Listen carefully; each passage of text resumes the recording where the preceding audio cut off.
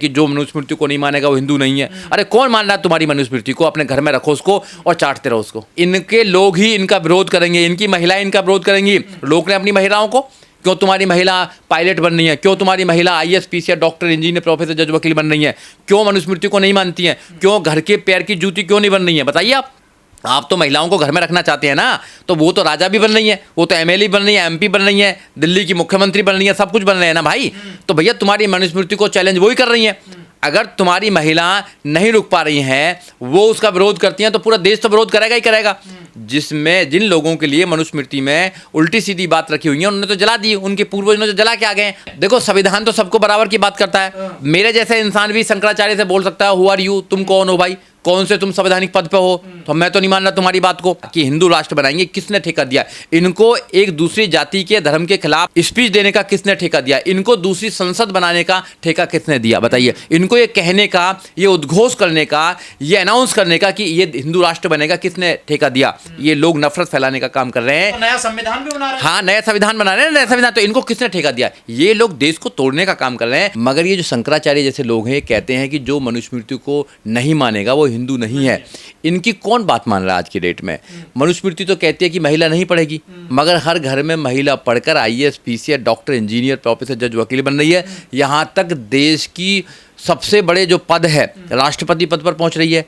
तो फिर तो कोई महिला मानने वाली आप हिंदू, तो आपको मानने में क्या दिक्कत है मनुस्मृति, अगर आप हिंदू हैं? देखिए, मैं तो हिंदू नहीं हूँ, मैं बौद्धिस्ट हूँ, मैं अम्बेडकरवादी हूँ, मैं संविधानवादी हूँ, विज्ञानवादी हूँ, समतावादी हूँ, स्वतंत्रतावादी हूँ।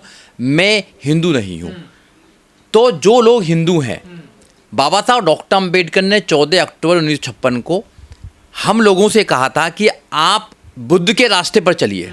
तो हमारे पूर्वज जभी से बुद्ध के रास्ते पर चल रहे हैं। हम बुद्ध को अपना मानते हैं, बुद्ध के विचार को मानते हैं। बुद्ध पूरी दुनिया के अंदर है। मनुस्मृति में क्या खराबी है? मनुस्मृति को बाबा साहब डॉक्टर अम्बेडकर ने 25 दिसंबर 1927 को जला दिया था। इसलिए जला दिया था क्योंकि वो एक ऐसा दस्तावेज था, ऐसी एक किताब थी जो गैर बराबरी की बात करती थी, लोगों के अंदर भेद करने का काम करती थी। इसलिए ऐसी किताब को जला देना ही अच्छा है। आज देश भारत के कानून से चलता है, आज देश भारत के संविधान से चलता है और बहुत अच्छा चल रहा है। आज कलम का युग चल रहा है, विज्ञान का युग चल रहा है, आज संविधान का युग चल रहा है। देश का प्रत्येक व्यक्ति आज मेहनत करके कहीं भी पहुंच सकता है, वो किसी भी पद पर पहुंच सकता है। क्या ये संभव था कि जब मनुस्मृति चलती थी तो जब लोग पहुंच सकते थे, महिला पहुंच सकती थी? नहीं पहुंच सकते थे। इस देश के वंचित समाज किसी भी पद पर पहुंच सकते थे, प्रतिष्ठा पर पहुंच सकते थे? नहीं पहुंच सकते थे। अगर पहुंचे हैं तो बाबा साहब डॉक्टर अम्बेडकर की वजह से और भारत के संविधान की वजह से पहुंचे हैं। ये लोगों को याद रखना चाहिए। अगर मनुस्मृति इतनी खराब है तो फिर शंकराचार्य क्यों कह रहे हैं अगर आप हिंदू हो तो मनुस्मृति मानो? कौन शंकराचार्य है? कोई शंकराचार्य जो पोस्ट है, क्या संवैधानिक पोस्ट है? कोई कॉन्स्टिट्यूशनल पोस्ट है क्या? अपने आप कोई भी बन जाता है? धार्मिक पोस्ट तो है ना। देखिए भाई, धर्म अलग अलग धर्म है। अखाड़े चुनते हैं उसको। देखिए देश में बहुत सारे धर्म हैं, बहुत सारे लोग हैं, बहुत सारे कल्चर्स हैं। हर 10 किलोमीटर पर भाषा बदल जाती है, हर 10 किलोमीटर पर पानी बदल जाता है, कल्चर्स बदल जाते हैं। देश की खूबसूरती है, यहाँ पर डाइवर्सिटी है, यहाँ पर बहुत सारी लैंग्वेज बोली जाती हैं, बहुत सारे कल्चर्स हैं, बहुत सारी भाषाएं हैं, लोगों के अलग अलग खाने हैं। उन सबको मिलाकर बाबा साहब डॉक्टर अम्बेडकर ने, महापुरुषों ने बनाया भारत का संविधान। Be the people of India, हम भारत के लोग। तो जो भारत के लोग भारत के संविधान पर विश्वास करते हैं, कितने शंकराचार्य आए, कितने चले गए, वो अगर प्रोग्रेसिव सोच की बात करेंगे तो लोग मानेंगे। अगर वो आउटडेटेड वाली बात सोच करेंगे की बात मानेंगे तो उनकी बात कोई मानने वाला नहीं है। ये केवल हंसी के पात्र बन जाते हैं और कुछ नहीं बनते हैं। हंसी के पात्र बन गए। राहुल गांधी ने कह दिया संसद में कि मैं आपकी मनुस्मृति को नहीं मानता, मैं संविधान को मानता हूं, तो उन्हें हिंदू धर्म से निकाल दिया। देखिए ऐसा है, राहुल गांधी ने तो बोला है। अरे बाबा साहब डॉक्टर अम्बेडकर ने तो 1927 में मनुस्मृति को जलाने का काम किया था, ये कुछ नहीं बोल पाए थे। और हर बार 25 दिसंबर को मनुस्मृति दहन होता है इस देश के अंदर। मनुस्मृति जो किताब है वो इस देश में असमता की बात करती है, भेदभाव करने की बात करती है। वो ऐसा ग्रंथ था जो बाबा साहब डॉक्टर अम्बेडकर, जो सिंबल ऑफ नॉलेज है, बाबा साहब डॉक्टर अम्बेडकर 32 डिग्रियां हैं, 9 भाषाओं का ज्ञान है। पूरी दुनिया में बाबा साहब डॉक्टर अम्बेडकर की जो उनकी योग्यता है उसका लोहा माना जाता है। उन्होंने उसको जलाने का काम किया था और जभी से इस देश के ज्यादातर लोग मनुस्मृति को नहीं मानते। तो राहुल गांधी ने अपराध कर दिया क्या कि मैं संविधान को मानता हूं, मनुस्मृति को नहीं मानता हूं? उन्हें हिंदू धर्म से निकाल दिया शंकराचार्य ने। देखिए, अरे वो कौन होते हैं हिंदू धर्म में लाने वाले और निकालने वाले? वो खुद ही हिंदू धर्म का सबसे ज्यादा नुकसान तो ये शंकराचार्य और ये बाबा ही कर रहे हैं। सबसे ज्यादा भ्रष्टाचार यही लोग करते हैं। सबसे ज्यादा जेलों में कौन जा रहा है? आदमी यही जा रहे हैं। अरे धर्म संसद में प्रस्ताव पास किया शंकराचार्य ने, देखिए। केवल देश में एक संसद है जो भारत के संविधान के द्वारा स्थापित है, उसका नाम है भारत की संसद।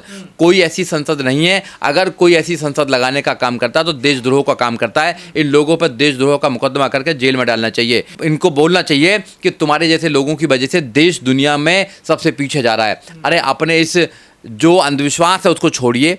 आप ऐसे फतवे देना जो दे रहे हैं उनको जारी नहीं कीजिए।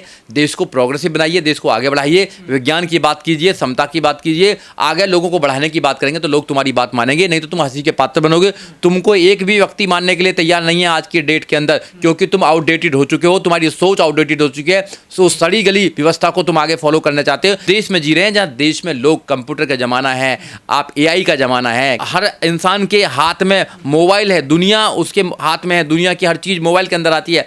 आप उस देश में आउटडेटेड बात कर रहे हैं, उस समय में आउटडेटेड बात कर रहे हैं। जब देश का संविधान यहाँ पर सुरक्षित है, देश के संविधान को लोग अपना अपना एक प्रकार से ग्रंथ मानते हैं और उसके द्वारा देश के संविधान को चलाना चाहते हैं और चलवाना चाहते हैं, तो आप ऐसी आउटडेटेड बात कर रहे हैं कि जो मनुस्मृति को नहीं मानेगा वो हिंदू नहीं है। अरे कौन मान रहा है तुम्हारी मनुस्मृति को? अपने घर में रखो उसको और चाटते रहो उसको। आपको नहीं लगता राहुल गांधी की आड़ में शंकराचार्य संविधान पर हमला बोल रहे हैं? बिल्कुल 100% संविधान पर खतरा है। संविधान पर खतरा है। संविधान पर इसलिए खतरा है क्योंकि संविधान कहता है कि be the people of India, भाईचारे की बात करता है। ये लोग भाईचारा नहीं चाहते हैं। देश तो संविधान से चल रहा है ना? ये संविधान से देश चल रहा है, मगर ये जो लोग हैं, ये शंकराचार्य जैसे लोग हैं या और जो बाबा लोग हैं, वो देश को एक कलर का और एक भाषा का देश बनाना चाहते हैं। वो चाहते क्या है कि देश का संविधान कहता है be the people of India. वो समानता की बात करता है, वो न्याय की बात करता है, समता की बात करता है, वो भाईचारे की बात करता है। ये क्या करते हैं कि भैया समता नहीं होनी चाहिए, ऊंच नीच होनी चाहिए। ये क्या सोचते हैं? मनुस्मृति में समानता नहीं है। बाबा साहब डॉक्टर अम्बेडकर ने उसका दहन किया। क्यों किया? इसलिए क्या? क्योंकि उसमें असमानता थी और वो एक को ऊंचा और एक को नीचा मानने का काम करता है। भारत का संविधान ऐसा नहीं मानता। भारत का संविधान सबको नागरिक मानता है, सबको बराबर का अधिकार देता है, सबको फंडामेंटल बराबर का अधिकार है, सब कुछ अधिकार है बाबा साहब डॉक्टर अम्बेडकर के बनाए हुए संविधान के अंदर। इनकी जो किताब बनाई थी मनुस्मृति जो है वो एक काला अध्याय रहा है जो जा चुका है, कभी लौट के ना आने के लिए। अगर ये दोबारा लौट के लाना चाहते हैं तो इनके लोग ही इनका विरोध करेंगे, इनकी महिलाएं इनका विरोध करेंगी। लोग ने अपनी महिलाओं को, क्यों तुम्हारी महिला पायलट बन रही है, क्यों तुम्हारी महिला IAS PCS doctor engineer professor जज वकील बन रही है, क्यों मनुस्मृति को नहीं मानती हैं, क्यों घर के पैर की जूती क्यों नहीं बन रही है? बताइए आप तो महिलाओं को घर में रखना चाहते हैं ना, तो वो तो राजा भी बन रही है, वो तो MLA बन रही है, MP बन रही है, दिल्ली की मुख्यमंत्री बन रही है, सब कुछ बन रहे हैं ना भाई। तो भैया तुम्हारी मनुस्मृति को चैलेंज वही कर रही है। अगर तुम्हारी महिला नहीं रुक पा रही हैं, वो उसका विरोध करती हैं, तो पूरा देश तो विरोध करेगा ही करेगा। जिसमें जिन लोगों के लिए मनुस्मृति में उल्टी सीधी बात रखी हुई है उन्होंने तो जला दी, उनके पूर्वज ने तो जला के आ गए। हमारा क्या लेना देना मनुस्मृति से? और इस देश के लोगों से कुछ लेना देना नहीं मनुस्मृति से। केवल ये जो ढोंगी बाबा हैं ये चाहते हैं कि नहीं, अगर ये सिस्टम बना रहेगा तो इनकी जय जयकार होती रहेगी। अगर सिस्टम टूट गया, सब लोग मॉडर्न हो गए, सब लोग विज्ञान पे बात करने लगे, सब लोग तर्क की बात करने लगे, सब लोग समता की बात करने लगे, भाईचारा होने लगा, तो इनकी जो दुकान है वो बंद हो जाएगी। इनकी जो मनुस्मृति से फायदा शंकराचार्य को? बिल्कुल फायदा है। कि संविधान से फायदा नहीं है? देखो संविधान तो सबको बराबर की बात करता है। मेरे जैसे इंसान भी शंकराचार्य से बोल सकता है हु आर यू, तुम कौन हो भाई, कौन से तुम संवैधानिक पद पे हो? तो मैं तो नहीं मान रहा तुम्हारी बात को, है ना, मगर संविधान की बात को मानूंगा।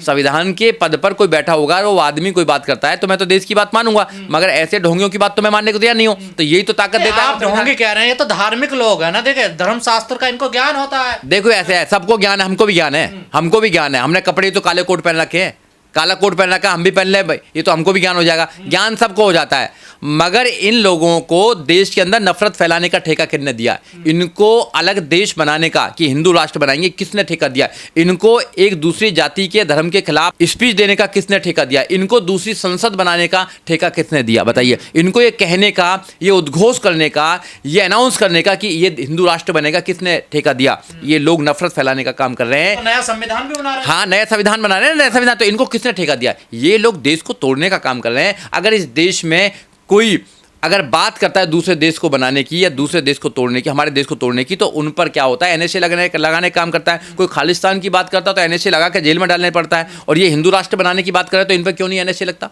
इनको क्यों नहीं जेल में डाला जाता? इन पर क्यों नहीं देशद्रोह लगता? क्योंकि सरकार ऐसा चाहती है कि इस देश में केवल धर्म के नाम पर लड़ाई होती रहे और हम वोटों का सौदा करते रहें, वोटों का ध्रुवीकरण करते रहें। ये सरासर गलत है। ऐसा देश के अंदर नहीं होना चाहिए।